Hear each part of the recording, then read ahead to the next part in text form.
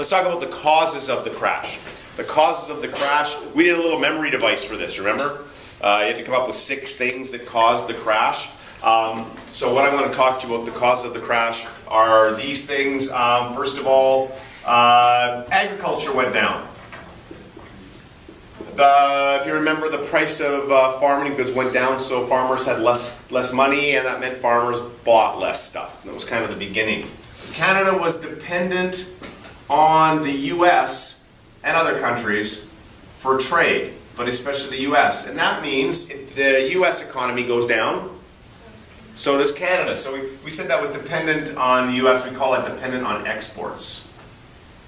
In an effort to improve things, we raised tariffs. Well, you know what a tariff is? A tax on imported goods. When we raise tariffs, everybody else raises tariffs. Tariffs just slowed trade down even more. Okay? Again, this is a quick review. We did this much more detail in class. What else have we got here? Debt from World War I. Now, debt from World War I didn't directly cause the Depression, but it meant that governments were less likely to spend money. They couldn't create many jobs because they were worried about paying off their debt. Again, it sounds familiar. We got debt from World War I, tariffs dependent on the US, agriculture going down, overproduction. I'll get to speculation in a second, stop pushing. Overproduction, this is actually probably the one that, overproduction and speculation are probably the 2 most important ones. Overproduction is the idea that companies produce too many goods, and once they, like Ford had all these cars sitting out in the car lot, nobody was buying anymore. He had to stop producing, which meant he laid off his workers, and when his workers get laid off, they're not buying anything. And when they're not buying anything, less pizza. Remember the pizza lesson? Okay. And finally, yes, speculation. And speculation was one we struggled with, but it was people buying stuff on the stock market, and they often use something called they bought on the margin. And buying on the margin meant they put down as little money as possible to buy some stocks. And they hoped that those stocks would increase in worth, and then when they sold them, they'd make a little handy profit. The problem was a lot of people bought these stocks, and in October of 1929, the people read all these signs and said, crap. They didn't say crap, they said darn. And the economy started to spin down. They tried to sell, stock prices dropped, and some of them got caught bankrupt, didn't have any money left. This is the beginning of this cycle, and this is what you do need to know. Watch for this cycle. All students, please come to the office. John Stuchbury, Kaylee Kuchera. We would have finished the course, but we had to call students to the office. Thank you. There we go. All right. Goes like this. We had, what were they called? What times are good? What do we call it? Live long and prosper. Prosperity. And then when things slow down, we go to a recession. And if things really slow down, we call it a depression. And then when things get better, we call it a recovery.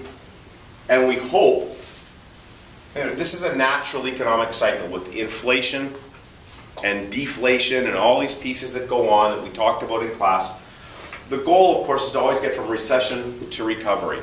If we're reviewing for a provincial exam, think of it this way, please. The 1920s, when everybody's working and the stock prices are going up, is prosperity. At the point when the stock market starts to slow down, unemployment numbers go up, we see inflation, that's recession. When unemployment numbers are incredibly high, people are struggling for pogey, riding the rails, depression, okay? Factories start moving again, people start working because of World War II, recovery. Is that okay? Remember that process. Remember that process. That's what we were talking about. I'm going to erase that now, okay? Impact of the bust. So, the bust, this really starts not right away, it takes some months, but what kind of things do we see with the collapse of the economy? What are some things we see? Obvious stuff. Unemployment rate, really high. Good God, who am I going to blame out this pen? Unemployment jumps up. What did the unemployed collect in Canada? Pogey. Pogie high or low? Low, on purpose, because they didn't want people collecting it. The belief was simple, which is that if you weren't working, hey. So unemployed men would often ride the rails, we called it, and they would ride the rails across Canada illegally, looking for work. They could be charged with vagrancy for being on the street. They lined up at soup kitchens. They lived out of town in things called jungles, we called them. So this is a terrible time for the unemployed. It was especially bad for women. Women couldn't collect Pogie. Remember that? And First Nations, we gave them like $5 or $10 a month because, hey, don't worry, that I was 19, I think was the high one, because they can live off the land. So, I mean, this was a really awful time. We were kicking immigrants out of the country. I don't know if we have to do much more on the impact of the crash than that. Who got hit the worst? We could ask that question. The prairies gets hit the worst. Old Saskatchewan with dust storms, drought. I mean, dust storms, drought, and locusts. I love that. It's kind of the apocalypse. And the Rough Riders didn't win this Grey Cup. So I mean, it's just an awful time. I make light of it, but it was an awful time. I mean, their farms were blowing away. They were traveling around the country trying to get work. And we studied that one family. And when they left Saskatchewan, remember how they couldn't collect Pogie in British Columbia? Because Pogie was paid by the local authorities and they didn't have enough money, right? So, other impact, let's just point this out. And this, Viv, you were asking about this. There were some protest parties that developed because of it. Now, the other piece that we talked about is over there, the On to Ottawa trek came out of this. All right?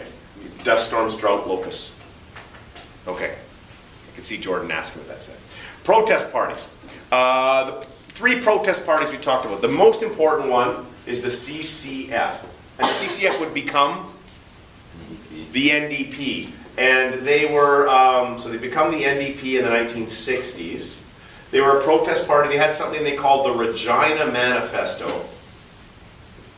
Their leader was a fellow named James Woodsworth. How's that for a memory? I don't think they'll ask that.